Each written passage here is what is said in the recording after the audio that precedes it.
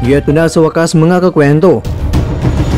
Ang Pinoy Super Bantamweight prospect na si Carl James Wonderboy Martin hindi matutuloy ang laban sa paparating na December 1, Linggo Pinas time sa bansang Mexico. Current undisputed Super Bantamweight World Champion na si Naoya Inoue handang makipagpatayan sa paparating na laban kontra yan kay Sam Goodman ng bansang Australia. Salt Papi is back. Tagumpay by round 1 technical knockout. Dito po galing mga kwento ang balitang ibabahagi ko sa inyo. Kaya tara, kwentuhan na!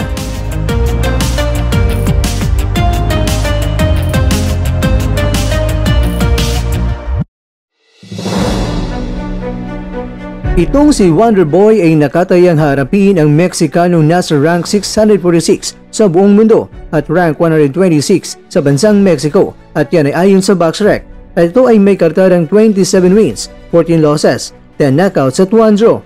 Siya si Ruben Tostado Garcia. Bagamat isang easy fight lang ito ayon sa iba ang paparating na laban ni Wonderboy. Pero ang kanyang muling pagbabalik sa lona ay hindi matutuloy ngayong December 1, Linggo Pinas time. Natuluyan na nga itong napospone. Ating makikita na si Wonderboy ay sobrang handa na sa paparating na laban. Pero kailangan pa ni Wonderboy na maghintay na ilang mga araw dahil ang laban niya ay nailipat ito sa darating na December 6 sa Mexico pa rin ang laban. Base nga sa post ng Ifugal Promotion ay sinabi nila na ikinalulungkot namin ipaalam sa iyo na ang pinakaabangang laban sa boxing na nakaschedule para sa katapusan ng linggo ay nakansela. Gayunpaman, nasasabi kami ipahayag na na-reschedule ito para sa ika-6 ng Disyembre. Pinahalaga namin ang iyong pag-unawa at suporta at inasahan naming makita kayong lahat sa muling nakaschedule ng kaganapan. Manatiling nakatutok para sa higit pang mga update at panatilihing buhay ang kasabikan. Samantala mga kwento, sa unang pagkakataon, nagawa ni Inoue ang 10 full rounds na sparring ang ginawa niya. Kaya ayon kay Inoue ay talagang ibang-iba ang kanyang mga improvement sa sarili niya ngayon.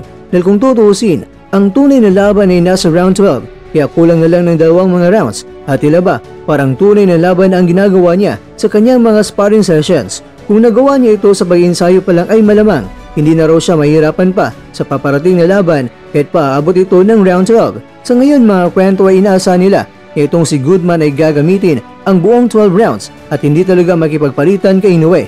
Nababasa nilang papaguri nila itong si Inoue mag-isagawa ang lethal combination ng mga suntong ni Goodman para maranasan ni Inoue ang unang talo by way of knockout pa. Kaya naman, pinaghahandaan ng team Inoue na abot talaga hanggang sa 12 rounds. May banta naman si Inoue at sinabi niya na sa paparating na laban ay nasa isipan niya talaga na handa siyang mamatay sa paparating na laban.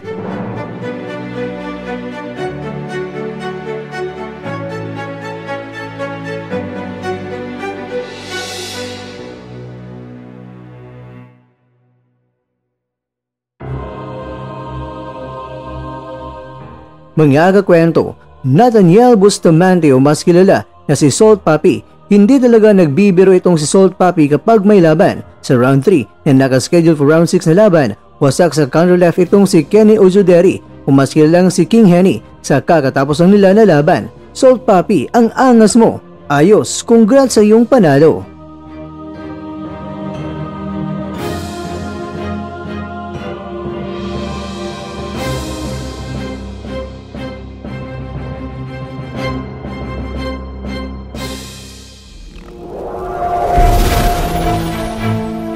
At dyan, nagtatapos ang ating kwento.